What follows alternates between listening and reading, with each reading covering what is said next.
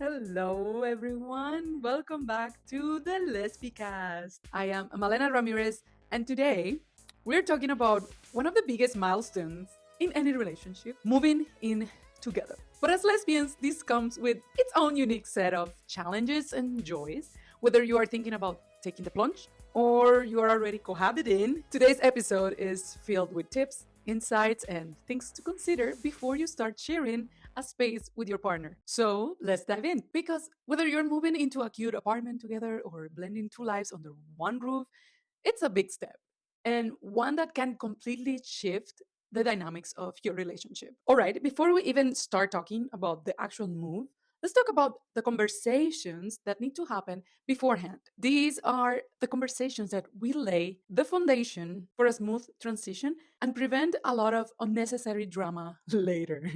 First, let's talk about expectations. Moving in together isn't just about sharing a space, it's about sharing responsibilities. You really need to have open talks about things like rent, bills, chores, all that, all that not so sexy stuff.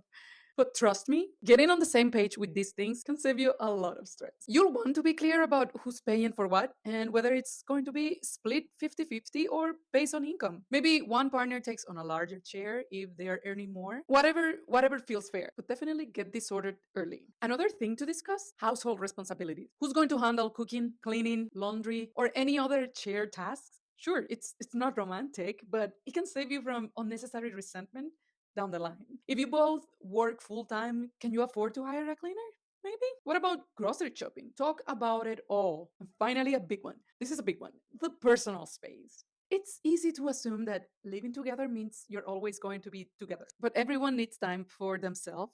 Whether it's reading a book in silence or having a night out with friends, talk about how you respect each other's needs for space, even when you are under the same roof. Okay, now that you've laid the groundwork with some great conversations, let's talk about the actual logistics of moving in together. And honestly, this is where things can get a little messy. First up, merging belongings. If you both have your own furniture, clothes, and sentimental items, you're going to have to decide what stays and what goes. Maybe one of you loves their vintage couch, but the other partner can stand it. Compromise is key here. You'll also want to make sure that your new place feels like home for both of you. Decorating is another fun but tricky part. It's easy to fall into the trap of just letting one person take the reins because they are more into interior design. But remember, this is your shared space. Sit down together and decide what kind of vibe you want. Do you both love mid century modern? Are you going for cozy cottage core?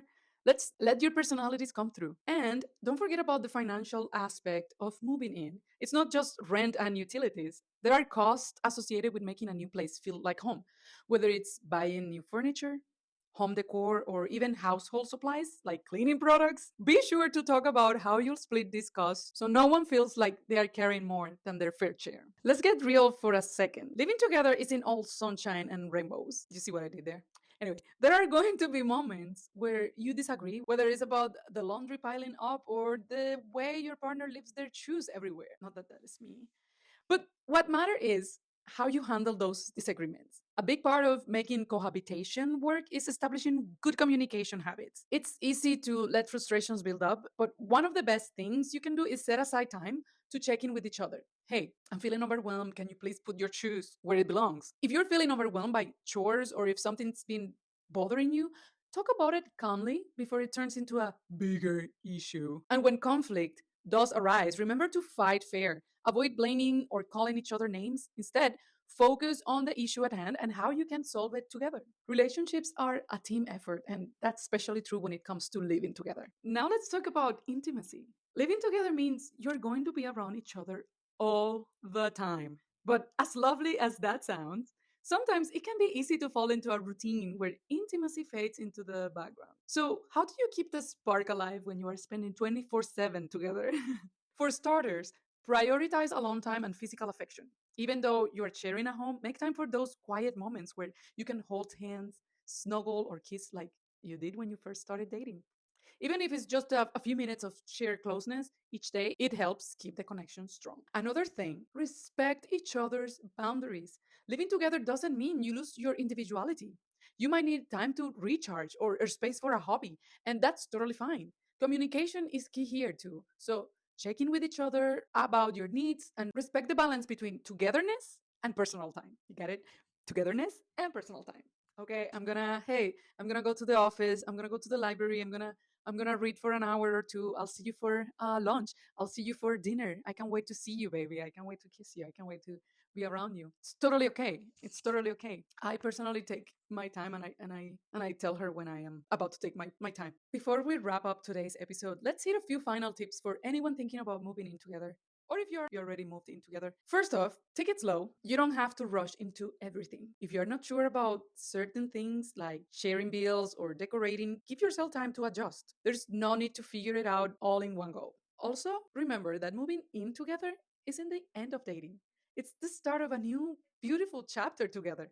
Keep your day nights, keep flirting, and keep that excitement alive. It's easy to fall into a routine, but keep nurturing your relationship with the same effort as when you first started dating. And lastly, be patient with each other. The first few months, or even the first year might be a little bumpy as you figure things out. But as long as you're communicating, respecting each other's needs, and working together, you'll create a beautiful life under one roof. And believe me, it's beautiful once you get there.